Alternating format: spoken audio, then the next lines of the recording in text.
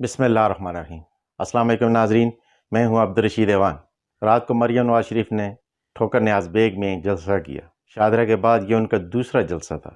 शाहदरा में उनका जलसा बुरी तरह फ्लॉप हो गया था क्योंकि लोगों ने उनके जलसे में शिरकत नहीं की थी। मरियम नवाज को सख्त तनकीद का सामना था। इस सुबकी से बाहर आने के लिए उन्होंने लाहौर का इंतखाब किया। ये जलसा खोखर बरादरान ने करवाया। इस जलसे के लिए लोगों के लिए बाकायदा खाने का इंतज़ाम किया गया था। ज़्यादा एरिया कवर करने के लिए हर 5 फुट के बाद एक मेज़ लगाई गई थी और मेज़ के साथ 4 कुर्सियां लगाई गई थी ताकि देखने में ये एक बड़ा जलसा लगे। ये बात ज़हन नशीन करनी चाहिए कि सैफुल्लाह खोखर लाहौर के मुस्लिम लीग नून के सदर हैं। तमाम तंजीमें उनके अंडर हैं। मकसद यही था कि हर तंजीम से ज़्यादा लोग इस जलसे में शिरकत कर सकेंगे और एक अच्छा पावर शो हो जाएगा। लेकिन बदकिस्मती से ऐसा ना हो सका। बमुश्किल से 2 से 3 हज़ार लोग थे और उनमें से भी ज़्यादातर लोग लाहौर से बाहर से मंगवाए गए थे। किसी वक्त में ये तख्त लाहौर हुआ करता था। किसी ज़माने में ये शरीफों का गढ़ हुआ करता था। अब ये शरीफों के लिए बदबख्त लाहौर बन चुका है। लाहौर के लोग शरीफ बरादरान से सख्त नफरत करते हैं। उसकी बुनियादी वजह इनके 16 माह के इक़्तिदार है, जिसमें इन्होंने बेरोज़गारी, महंगाई, लाकानूनियत और इंसानी हकूक़ की पाबंदियों के अलावा कुछ नहीं दिया आवाम को। अपने जलसे में मरियम नवाज़ ने कहा कि अगर 2017 में मियाँ नवाज शरीफ को ना हटाया जाता तो आज पाकिस्तान तरक्की की मंजिलें तय कर रहा होता। सितम ज़रीफ़ी देखें कि मियाँ नवाज शरीफ के बाद शायद खाकान अब्बासी वज़ीर-ए-आज़म बने। हाल ही में 16 माह में इन्हीं की हुकूमत थी, लेकिन मरियम नवाज़ इन सब को डिसऑन कर रही है। इस जलसे में मरियम नवाज़ के बहुत से झूठ पकड़े गए।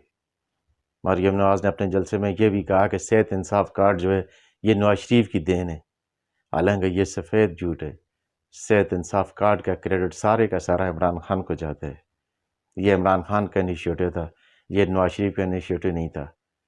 अपने जलसे में मरियम नवाज़ ने यह भी कहा कि हमने बहुत सी कुर्बानियाँ दी हैं, हमारी माँ की कब्र यहाँ पर है। तो ये बात भी मरियम नवाज शरीफ को कहनी चाहिए थी कि बिलाशुबह उनकी माँ की कब्र तो यहाँ पर है, लेकिन उनके भाइयों ने अपनी माँ को कदम देने से इनकार कर दिया था और वो ख़ुद यूके में रह गए थे और अपनी माँ की डेड बॉडी पाकिस्तान भेज दी थी। ये मरियम नवाज शरीफ का एक और फ्लॉप शो था। लाहौरियों को बिल्कुल कोई दिलचस्पी नहीं है मुस्लिम लीग नून के साथ। अब लाहौरियों ने अपना फैसला सुना दिया है कि वो अब इमरान खान के साथ हैं, चाहे वो जेल के अंदर हो या जेल के बाहर हो। दूसरी तरफ मौलाना फजल रहमान की मुनाफिकत भी बेनकाब होगी। वो मौलाना फजल रहमान जो हमेशा इमरान खान को यहूदी एजेंट कहता था, अब जब इसराइलियों पे थोड़ी सी सख्ती आई है तो वो चीख पुकार रहा है।